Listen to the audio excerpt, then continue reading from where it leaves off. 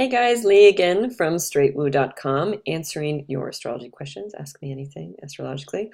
And today's questions is something I've gotten quite a bit, so I'm also really happy.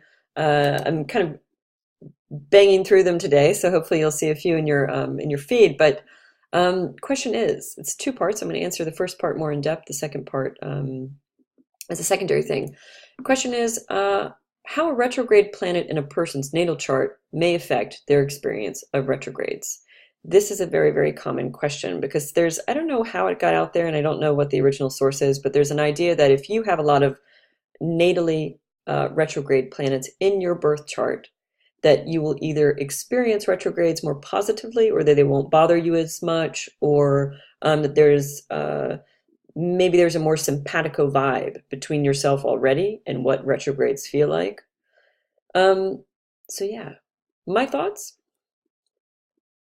In a sense, yes. I think that, I have six retrograde planets in natally. I'm like 0.5% of the population apparently. But is it true? Retrograde planets, which are planets that when you were born were not moving in direct motion, they were appearing to move backwards. That's all that means. We're often seen as by ancient astrologers as being weakened somehow. It's kind of like you're in your car, instead of driving forward, you're like trying to drive down the street, looking behind you in reverse. It's not ideal. I'd say that in general, and this is in very general, retrograde planets are more reflective, more insular. They have a more specific individual way of being expressed. They seek to find their own way of expressing that planet's energy instead of just following status quo. I've written an entire series on retrogrades and retrograde planets for astrology.com, so you can Google some of that stuff, astrology.com, and then Jupiter retrograde. No, Jupiter I didn't write, so Saturn, Uranus, Neptune, Pluto, Mercury, and soon Venus. And I talk about in some of these posts like what it means to have it natally within the chart, so you can look at some of that if you want to. So having a lot of those planets may indeed make you more comfy and homey with the nonlinear movement of retrogrades. So, and even what I mean by that, to be more specific, is that in general, we feel more comfortable. I'm very guilty of always saying in the West, in the West, in the West, but in the West, we are more comfortable with linear movement. I start something, I get doing it, I work towards completion, I finish it. Things have definitive start and finish points, and the movement is always forward. It's like getting on an escalator and you just go up, up, up, up, up, up, up until you reach the point where you want to go.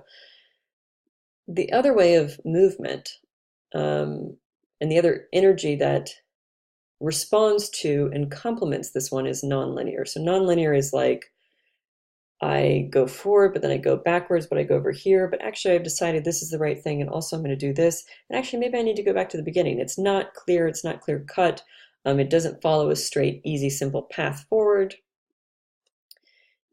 We could say that this is more like left brain. Linear is more left brain. Nonlinear is more right brain. That linear means pragmatic, logical, etc., and that nonlinear is creative. And then some people also add attachment to that, feminine, masculine, yin and yang. Some of that could be problematic, of course, but there's probably a sense there. Carl Jung would have probably said animus is the linear, anima is the nonlinear. So there's a lot of different ways we could express this point. So in so much that retrograde planets are nonlinear in the birth chart, and they express this even very subconsciously. We might even think this about ourselves. But if you get a lot of retrograde planets, it's probably fair to say that you don't need things to just march forward. There is a reflective internal insular process that's going on over here, and it's probably so innate to you that you're not even super conscious of it and not even cognizant that other people are just kind of like, bashing ahead. So yes, first answer is yes. I think there is a general simpatico between somebody who has a lot of retrograde planets in the chart and somebody experiencing retrograde transits, like Mercury being in retrograde or Mars being in retrograde. That can probably be true. I don't think it's as brass tacks or as cut and dry as like, if I have Mercury retrograde, all Mercury retrogrades are easy for me. No, no. Because the second most important part of my answer is that it depends on where the retrograde is happening, what part of the chart it's happening in, what planets it's going to come into contact with. Those are very, very, very important things. And just because I have Mars retrograde in, let's say I have it in early degrees Scorpio. I'm going to use this example. Currently, we're in Mars retrograde. Mars stations direct today.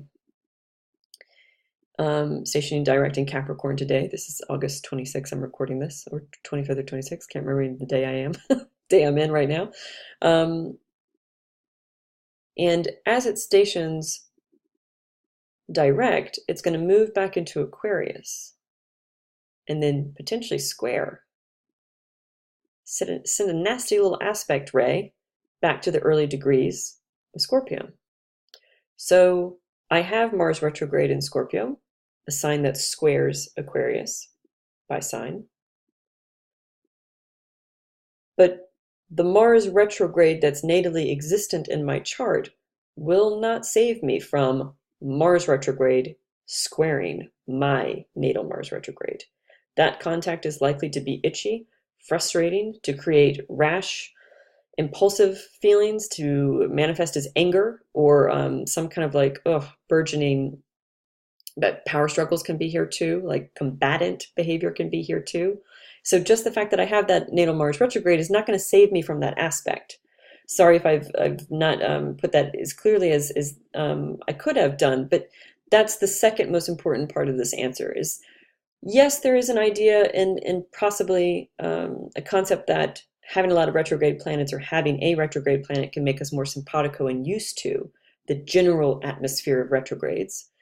But each retrograde is its own little beast, and it has specific aspects that are very important. So for example, the Mars retrograde, there are three, the one we're having that's finished just now, there have been 3 squares between Mars and Uranus.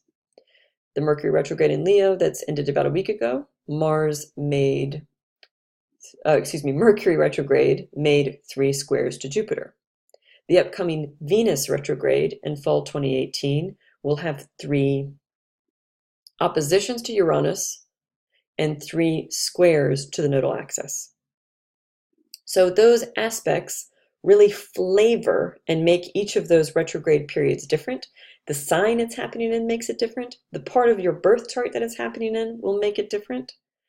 And so in that sense, on a deeper level, getting more specific, it will not be enough to have a natal retrograde planet. That will not act as some kind of panacea cure-all that saves you from the particulars of retrograde transits, especially if it's hitting tough points in your chart. If you, for example, had a Mars to Mars square during a retrograde that happened 3 times. If you had a Mars Pluto square that happened in retrograde 3 times, that would be quite punchy. So that's my take on it. There's on a surface level, yes, a sense of ease and simpatico, but once you really get down into brass tacks and start deconstructing what that particular retrograde is going to be about, how it's going to hit your chart, what part of the house it's happening in, etc., then you're probably getting into lots of gray zones and areas where one retrograde is going to feel particularly painful and bad for you, and the next one might feel really great and enlightening. So long story short, yes, no, no, yes. Each retrograde is its own beast. The aspects, the planets, the sign, and the house it's going to be in your chart are all very particular things, and therefore retrograde planets in and of themselves are not an effective enough panacea against the effect of any transiting planet. Hope this has been helpful. As always, send me a comment, put your questions below if you have them, and please subscribe too, because I would love to make more videos like this. Thanks a lot.